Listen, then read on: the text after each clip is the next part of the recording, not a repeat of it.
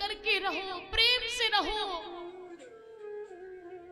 जहां प्रेम से मिल करके लोग रहते हैं वहां लक्ष्मी वास करती है। एक सेठ था, बड़ा व्यापारी था, बड़ा अच्छा सेठ था। उस सेठ के स्वप्न में लक्ष्मी जी आई। लक्ष्मी जी ने सेठ से कहा, देखो मैं आज की रात और रहूंगी, अगर तुमको मुझसे कुछ मांगना हो तो मांग लो, मैं तुम्हें दे दूंगा। अब उस सेठ को समझ में नहीं आया कि मैं लक्ष्मी जी से मांगू क्या।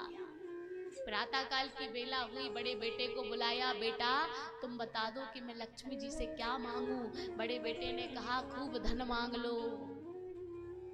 छोटे बेटे से पूछा, छोटे ने कहा, बड़े भैया ने ठीक ही तो कहा है, खूब धन मांग लो, लक्ष्मी जी की अपार धन दे देंगी तो हमारी 7 पीढ़ियां तक चलेंगी। बड़ी बहू से पूछा, बड़ी बहू ने कहा, महाराज धन के साथ साथ खजाना भी, सोने की मोहरें भी मांग लेना।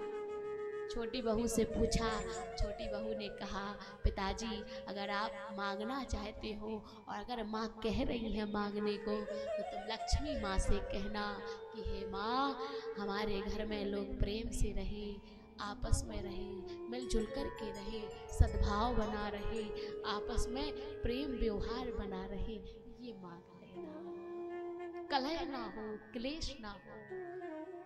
रात में जब लक्ष्मी जी स्वप्न में आई तो सेठ ने कहा, माँ मेरी छोटी बहू ने कहा है कि आपसे हमें यही मांगने की इच्छा है कि मेरे घर में प्रेम बना रहे, कभी लड़ाई झगड़ा ना हो, कभी आपस में क्लेश ना हो, आपस में प्रेम व्यवहार बना रहे, अच्छे से रहे, मिलजुल करके रहे।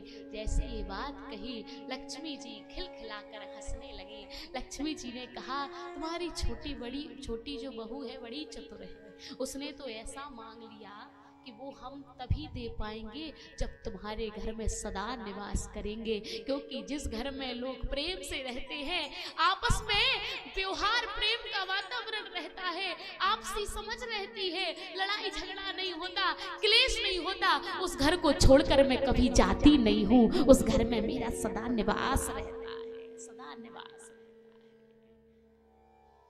सदा निवास। श्री रामचरितमानस हमें जीवन जीना सिखाती है।